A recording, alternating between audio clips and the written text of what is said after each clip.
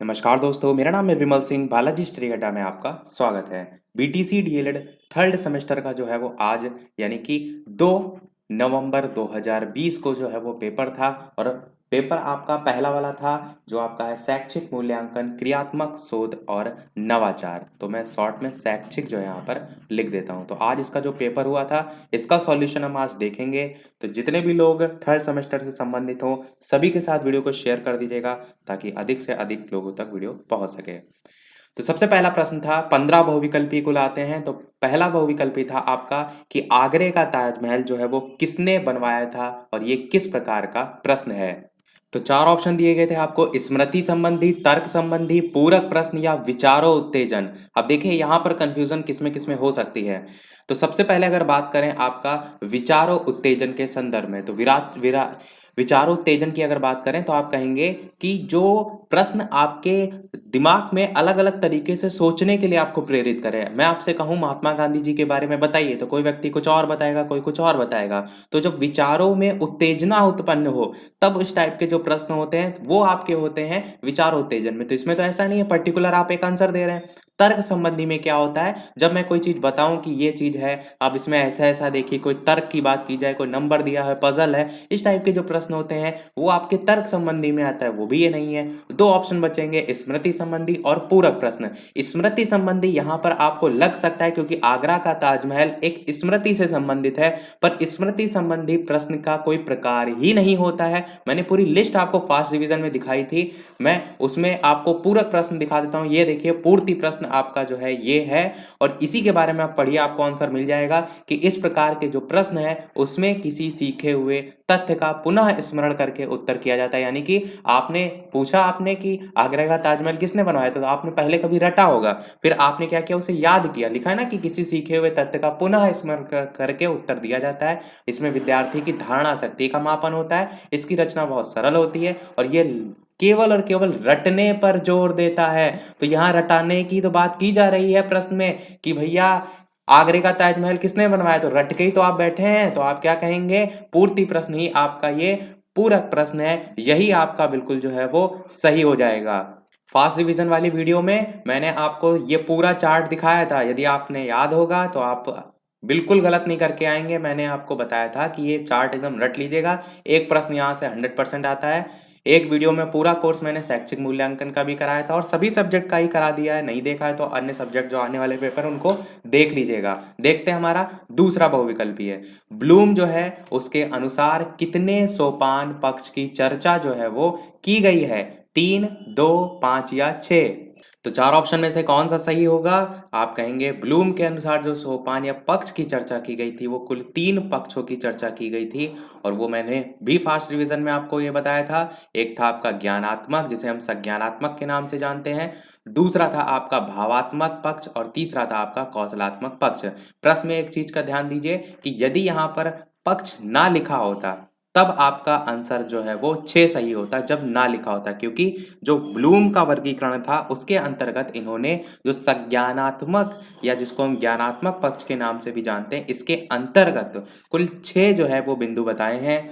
तो अगर आपसे पक्ष पूछा गया है तो बिल्कुल यहाँ पर आपका पहला वाला ऑप्शन 3 जो है वो सही होता, पर अगर पक्ष की जगह वर्ग लिखा होता तो 6 वर्गों में विभाजित किया गया है, ज्ञान, बोध, प्रयोग, विश्लेषण, संश्लेषण और मूल्यांकन। हर साल एक प्रश्न यहाँ से अवश्य आता है, मैंने आपको बताया था। अगला प्रश्न पूछा गया था, निम्नलिखित में से कौन सा वस्तुनिष्ठ प्रकार का प्रश्न है। बहुत ही बढ़िया प्रश्न, मैंने पूरा इसीलिए चार्ट आपको दिखाया था। देखिए उसी चार्ट से दूसरा प्रश्न पूछा गया है। मैं आपको वो चार्ट फिर से दिखा देता हूँ। ये देखिए चार्ट था, मैंने इसको बार बार चिल्ला चिल्ला कर बोला था कि इसको याद कर लीजिएगा, हर साल यहाँ से एक प्रश्न आता है। और देखिए दूसरा प्रश्न यहाँ से आ गया, देखिए वस्तुनिष्ठ प्रश्न लिखा हुआ है और यही वस्तुनिष्ठ जो प्रश्न है यही पूछा गया है क्या, कि निम्नलिखित में से कौन सा वस्तुनिष्ठ प्रकार का प्रश्न है आपसे बताना था। तो निबंध लेखन आप कहेंगे नहीं होगा क्योंकि निबंध तो अलग ही होता है प्रकार। फिर आप देखेंगे दूसरा प्रश्न आपका दीर्घ उत्तरीय प्रश्न, तो दीर्घ उत्तरीय प्रश्न यहाँ पर देखिए आपका कहाँ लिखा है, इसी में लिखा है निबंधात्मक में, तो ये भी आपका नहीं होगा। इसी प्रकार आप देखिए आगे तीसरा ऑप्शन बहुविकल्पी प्रश्न, तो बहुविकल्पी प्रश्न बिल्कुल होगा। ये देखिए वस्तुनिष्ठ प्रकार के प्रश्न के प्रकारों के अंदर डिवीजन करते करते बहुविकल्पी प्रश्न पे आप आएंगे जो कि आपका वस्तुनिष्ठ प्रकार के प्रश्न नहीं आता है। तो बिल्कुल आपका यहाँ पर सही हो जाएगा ऑप्शन नंबर 3। अगला प्रश्न 4 पूछा गया था कि चर जो है वो क्या होता है? सतत होता है, असतत होता है, दोनों होता है या इनमें से कोई नहीं? तो आपका सतत चर और असतत चर दोनों ही होते हैं, तो आप क्या कहेंगे? यहाँ पर आपका दोनों सही हो जाएगा। देखिए, एक्चुअल में कोई दो चर दो वास्तविक मानों के बीच के सभी वास्तविक मान अगर ग्रहण कर सकता है तो कहा जाता है कि वो जो चर है वो दोनों मानों के बीच सतत है, और सतत को हम कहते हैं कॉन्टिन्यूअस। किंतु यदि कोई चर दो मानों के बीच सभी वास्तविक मानों को नहीं ग्रहण कर सकता है बल्कि केवल कुछ ही मान ग्रहण कर सकता है, तो उस चर को हम असतत चर के नाम से जानते हैं, जिसे हम डिस्क्रीट वेरिएबल के नाम से जानते हैं। जब दोनों टाइप होते हैं तो आप कहेंगे दोनों, बिल्कुल आपका सही हो जाएगा। पांचवा प्रश्न देखते हैं, शैक्षिक नवाचार का तात्पर्य जो है वो क्या होता है? अधिगम प्रक्रिया में नवाचार बिल्कुल होता है, शिक्षण विधि में नवाचार बिल्कुल होता है, तो उपर्युक्त दोनों आपका यहाँ पर बिल्कुल सही हो जाएगा। नवाचार मैंने आपको बताया था नवीन चीजों को शामिल करना। अगला था मूल्यांकन के अंतर्गत आता है, शिक्षक का मूल्यांकन बिल्कुल आता है, संस्थागत मूल्यांकन भी आता है, शिक्षार्थी का मूल्यांकन भी आता है। उपरोक्त सभी आपका बिल्कुल सही हो जाएगा। अलग अलग स्तर पर, सभी स्तर पर आपका यहाँ पर मूल्यांकन होता है। सातवां प्रश्न देखते हैं, शैक्षिक शोध के प्रकार जो है वो कितने होते हैं? 3 होते हैं, 5 होते हैं, 6 होते हैं या 8 होते हैं? ये भी मैंने आपको फास्ट रिवीजन में कराया था। देखिए कितनी सारी, सब तो लगभग चीजें पूछी गई हैं मेरी बताई हुई। ये थे शोध के प्रकार, जिसी को हम शैक्षिक शोध कहते हैं। 3 वर्गों में विभाजित किया गया है। अगर आप ये गलती करके आए हैं कि क्रियात्मक शोध उसे समझ बैठे हैं तो गलत है, क्योंकि क्रियात्मक शोध के चरण अलग हैं। यहाँ पर पूछा गया है शोध के प्रकार, चरण नहीं पूछे गए हैं, तो 6 लगा कर आए हैं जो लोग, बिल्कुल गलत है। शैक्षिक शोध के 3 प्रकार हैं, एक आपका मूलभूत या मौलिक शोध होता है, व्यवहारिक शोध होता है और क्रियात्मक शोध होता है। तो आप क्या कहेंगे? आपका यहाँ पर 3 वाला, पहला वाला ऑप्शन बिल्कुल जो है वो सही हो जाएगा। बिल्कुल। अगला 8वां प्रश्न देखते हैं। वीडियो पसंद आ रहा हो तो सभी लोग वीडियो को लाइक अवश्य कर दीजिएगा, मुझे भी मोटिवेशन मिलता रहे। सभी पेपर इसी प्रकार आपको मैं आगे भी सॉल्व जो है वो कराता रहूं। सभी लोग, जितने लोग वीडियो देख रहे हैं, सॉल्व मैं करा ही रहा हूँ। बाकी आप सभी लोग वीडियो को ज्यादा से ज्यादा लाइक और शेयर करते रहिएगा। देखते हैं हमारा 8वां प्रश्न, परीक्षण के गुणों में निम्न में से कौन नहीं है? बताना है आपको। वैधता, विश्वसनीयता, जागरूकता या दोनों? अच्छा, ये तो मैंने आपको क्लियर तरीके से कहा था कि परीक्षण के गुण आपसे प्रीवियस ईयर में पूछे गए हैं, तो बिल्कुल अब पूछे जा सकते हैं। मैं वो फास्ट रिवीजन वाला आपको दिखा भी देता हूँ। ये मैंने आपको बताया था उत्तम परीक्षण की तकनीकी विशेषताएं। मैंने क्या कहा था? केवल हेडिंग ध्यान रखिएगा। वैधता मैंने बताई थी, और फिर विश्वसनीयता मैंने बताई थी, फिर मैंने वस्तुनिष्ठता बताई थी, और एक और थी जिसका नाम था विभेदकता। ये 4 मैंने कहा था, याद रखिएगा। और इन्हीं चारों में ही देखिए ऑप्शन में लिखा हुआ है, पहला आपका लिखा हुआ है वैधता, दूसरा विश्वसनीयता, तीसरा जागरूकता यहाँ पर गलत लिखा हुआ है। यही पूछा गया था कौन से इनमें नहीं है, तो जागरूकता आपका नहीं है। तो आंसर आपका चौथा वाला सही होगा, पहला और दूसरा दोनों आपका बिल्कुल जो है वो सही हो जाएगा। बढ़ते हैं हमारे प्रश्न नंबर 9 की तरफ। व्यापक मूल्यांकन का आशय होता है व्यक्तित्व के सभी पक्षों के मूल्यांकन से, नैतिक पक्ष, सामाजिक पक्ष या बौद्धिक पक्ष? आप कहेंगे बिल्कुल पहला सही होगा, व्यक्तित्व के सभी पक्ष। नाम ही में व्यापक है, बिल्कुल ना आता हो तब भी आप गलत नहीं करेंगे इसे। अगला है संचयी आलेख पत्र के प्रकार जो है वो होते हैं। तो ये जो आपका प्रश्न नंबर 10 है, संचयी आलेख पत्र के प्रकार वाला, इसमें अगर मैं आपको दिखाऊं तो आपके कोर्स में इसके प्रकार दिए ही नहीं गए हैं। ये संचय अभिलेख इसके बारे में लिखा हुआ है। मूल्यांकन अभिलेखीकरण के सबसे प्रचलित रूप को संचय अभिलेख कहते हैं, इसी का ही नाम है आपका संचयी आलेख पत्र। तो इसमें ये लिखा गया है कि इसके प्रकार कौन से होते हैं। तो प्रकार तो नहीं दिए हैं, पर मैं आपको एक डेफिनेशन के तौर पर आंसर तक जरूर पहुंचा दूंगा। और जो डेफिनेशन है वो इनकी राइट स्टोन की है, इसी के राइट स्टोन जो है इनके अनुसार, कि छात्रों का संचयी अभिलेख प्रायः उसके शैक्षिक इतिहास का स्थायी और महत्वपूर्ण संक्षिप्त विवरण माना जाता है, और ये एक पत्र या पुस्तिका के आकार का होता है। बस यही लाइन है जो आप यहाँ पर भी देखेंगे, तो ये एक पत्र लेख होता है। तो मेरे अकॉर्डिंग ये पत्र लेख ऑप्शन सही होना चाहिए। बाकी ये सभी भी ऑप्शन हो सकता है, अगर ये पैकेट, संकलित परत, ये भी इसके प्रकार के अंतर्गत आते हैं। तो आपने क्या टिक लगाया है अवश्य जो है वो बताइएगा। मेरे अनुसार एक पत्र लेके यहाँ पर बिल्कुल सही होना चाहिए। अगला प्रश्न 11 है, निम्नलिखित में से कौन सी क्रिया पाठ्य सहगामी क्रिया से संबंधित बताना है आपको नहीं होती है? कृषि कार्य, भ्रमण, विज्ञान क्लब या पर्यटन? तो ये भी मैंने आपको बताया था, पर एज इट इज वहां पर सारी चीजें नहीं लिखी थी। मैं आपको वो पेज दिखाता हूँ फर्स्ट डिवीजन वाला। ये था पेज इसको थोड़ा सा स्क्रॉल करेंगे, ये पाठ्य सहगामी क्रियाकलाप लिखे हुए थे। इसमें आप पाठ्य सहगामी क्रियाकलाप किसको कहेंगे, जो कि पाठ्यक्रम के साथ साथ आपके जो है वो चलते रहते हैं। इसमें वही सारी चीजें लिखी थी। मेन आप देखेंगे इसके एग्जाम्पल में तो खेल पद्धति हो गया, गतिविधि हो गया, करके सीखें, भ्रमण और प्रयोग, इन सब पर बेस्ड जो है ये था। तो प्रश्न में वापस लौटेंगे तो यहाँ पर भ्रमण लिखा हुआ है, तो ये तो बिल्कुल सही है, पूछा गया है, नहीं है। और कृषि कार्य विज्ञान क्लब में जो विज्ञान क्लब होता है, ये भी आपका करके सीखने पर ही बेस्ड होता है। इसमें जो भी आपके विज्ञान संबंधी प्रयोग वगैरह है वो सब शामिल किया जाता है, तो ये भी आपका नहीं होगा। तो दो ऑप्शन, कृषि कार्य या पर्यटन की अगर बात करें तो कृषि कार्य आपका बिल्कुल हो सकता है। आंसर यहाँ पर नहीं पूछा ना, पर ये आपका पाठ्य सहगामी क्रिया में आता है, क्योंकि बहुत से विद्यालयों में आप देखते हैं बागवानी वगैरह ये सारी चीजें कराई जाती हैं, तो ये भी आपका आएगा। तो ये 3 आपका नहीं होगा। पर्यटन आपका होगा, जो कि पाठ्य सहगामी क्रिया से संबंधित नहीं है। इसका दूसरा रूप पर्यटन का भ्रमण जो है वो होगा, तो मेरे अकॉर्डिंग ये सही होगा।